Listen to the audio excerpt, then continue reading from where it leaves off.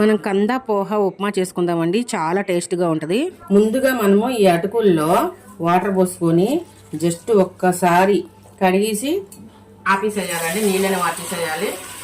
ఎక్కువసేపు నీళ్ళల్లో ఉంచకూడదు, ఎందుకంటే అటుకులు అనేది నానిపోతాయి. ఇలాగ ఒక్కసారి ఇట్లా కడిగేస్తే మనకి దుమ్ము అన్నది పోతుంది. ఈ అటుకులు అనేది నేను 2 times కడుక్కున్నానండి. ఇట్లాగా వాటర్ మొత్తం నొక్కేసి దీంట్లో వేసుకోవాలి. ఎందుకంటే వాటర్తో ఉంచేస్తే అటుకులు అనేది నానిపోతాయి, చాలా సాఫ్ట్ అయిపోతాయి నీళ్ళు పోసే పట్టుకల్లా. నేను ఇక్కడ వచ్చేసి ఏంటంటే గట్టి అటుకులు తీసుకున్నానండి, మెత్తటుకులు కాదు. మెత్తటుకులు అయితే జస్ట్ 1 time కడిగేసుకొని ఎమ్మట పెట్టేసుకోవచ్చు. నేను ఇక్కడ కొంచెం గట్టి అటుకులు తీసుకున్నాను అనమాట. మొత్తం వాటర్ అంతా పిండేసుకుని ఇలా పెట్టేసుకున్నా. ఇప్పుడు ఆయిల్ వేసుకుందామండి. మనం ముందుగా పల్లీలు వేస్తున్నాను, కొంచెమేనండి తీసుకునేది పల్లీలు.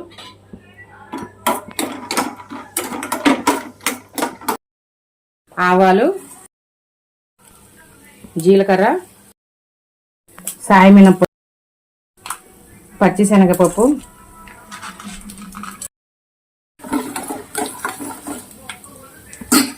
ఇప్పుడు దీంట్లోకి పచ్చిమిర్చి,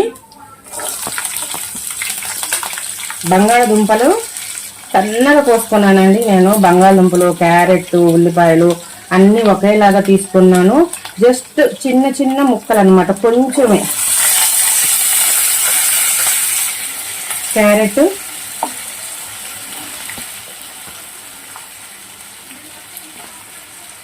ఉల్లిపాయలు, కరివేపాకు.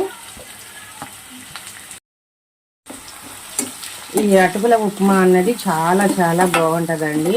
మీరు ఈసారి మహారాష్ట్ర వెళ్ళినప్పుడు కంపల్సరీ ఈ ఉప్మాని ట్రై చేయండి. అక్కడ కంద పోహ అని చెప్పండి, వాళ్ళు రెసిపీ ఇదే తీసుకొస్తారు. ఇలాగే ఉంటుంది చూడండి. మంచిగా ఆలుగడ్డ, క్యారెట్ వేసాను, ఎందుకంటే దీంట్లో ఏంటంటే చాలా విటమిన్స్ ఉంటాయండి. అటుకులు మంచిది, ఎవరన్నా తినొచ్చు. క్యారెట్, బంగాళదుంప ఇవన్నీ అందరూ పెద్దవాళ్ళు, చిన్నపిల్లలు ఎవరైనా సరే ఎవరైనా మంచిగా తినొచ్చు.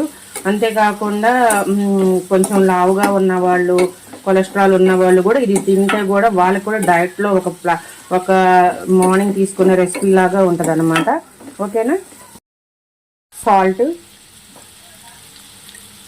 దీనికి మనము ఎసరు పోయాం కాబట్టి అండి, మీరు సాల్ట్ అనేది ఇప్పుడు అటుకులు వేసుకోగానే ఇప్పుడు కానీ చెక్ చేసుకొని సరిపడా అన్నది వేసేసుకోండి. ఎందుకంటే మనం అన్ని ఉప్మాల్లో ఏంటంటే మనం వాటర్ పోసుకుంటాము, దాంట్లో అడ్జస్ట్ చేసుకుంటాము సరిపోయిందా లేదా అని. కానీ ఈ అటుకుల ఉప్మా అన్నది అట్లా కాదండి, మనం ఇప్పుడే సాల్ట్ వేసేసుకోవాలి. కొంచెం మనకి క్యారెట్, బంగాళదుంప కొంచెం మగ్గటానికని జస్ట్ ఒక్క 2 minutes నేను మూత పెట్టానండి. ఒక్కసారి చూద్దామండి ఉడికిందా లేదా అన్నది చూద్దాము.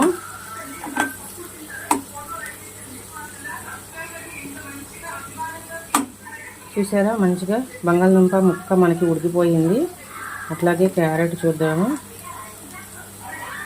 క్యారెట్ కూడా ముక్క అయిపోయిందండి, ఇంకా చాలు.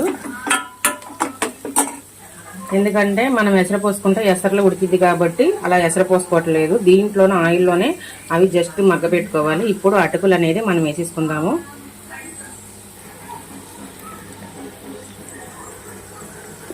ఈ అటుకులు అన్నది ఇట్లాగా మనము మ్యాష్ చేస్తా ఇట్లా వేయాలండి. లేకపోతే ఏంటంటే మనము కడిగి పెట్టాము కాబట్టి అవి కొంచెం గడ్డలాగా ఉంటాయి.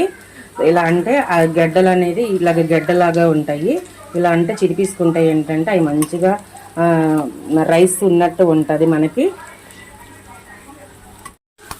మొత్తం ఒకసారి అంతా కలుపుకుందామండి మనం.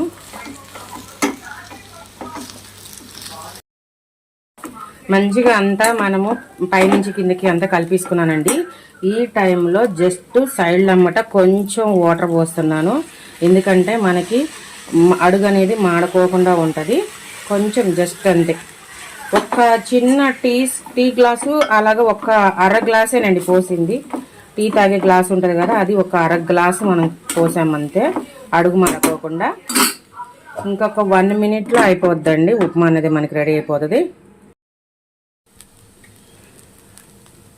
నాకు సాల్ట్ అనేది నాకు చాలేదండి, అందుకని నేను మళ్ళీ ఒకసారి టేస్ట్ చూసి మళ్ళీ సాల్ట్ కలుపుకున్నాను.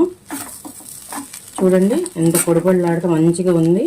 అడుగు కూడా మాడకోకుండా, ఎందుకంటే మనం లాస్ట్లో కొంచెం వాటర్ పోసాం కదా, ఆ వాటర్కి మంచిగా అడుగు కూడా మాడుకోకుండా బాగుంది. పొడిపొడిలాడుతూ ఉంది, రైస్ లాగా ఉంది చూడండి. ఇంకంతేనండి, అయిపోయింది. ఇంకా స్టవ్ కట్టేద్దాము. ఫ్రెండ్స్, ఇప్పుడు మనం ఉప్మా అనేది టేస్ట్ చూద్దాము. చూడండి, చాలా అంటే చాలా బాగుంటుంది, చాలా టేస్ట్గా ఉంటుంది. మహారాష్ట్ర వెళ్ళినప్పుడు కంపల్సరీ ఈ రెసిపీని ట్రై చేయండి. అక్కడ ఎందుకంటే ఫేమస్ అనమాట టిఫిన్. మేము అడిగాము, ఏంటిది ఇక్కడ ఫేమస్ ఏంటి అంటే, మామూలు టిఫిన్ కాదు, ఇది తీసుకుంటే బాగుంటుంది, ఇక్కడ ఫేమస్ అని చెప్పారు. అందుకని మేము కూడా ట్రై చేసాము. నిజంగా చాలా బాగుంది. ఈ లెమన్ ఉంది కదా, దీంట్లో ఇలాగా లైట్గా జల్లుకొని కలుపుకొని తినండి. చాలా అంటే చాలా టేస్ట్ ఉంటుంది ఈ రెసిపీ. టేస్ట్ చూద్దాము. చాలా బాగుందండి, చాలా టేస్ట్గా ఉంది. మీరు కూడా లైక్ చేయండి, షేర్ చేయండి, సబ్స్క్రైబ్ చేయండి మా ఛానల్ని. మేము కొత్తగా ఓపెన్ చేసామండి యూట్యూబ్ ఛానల్. ఓకేనా? Bye friends.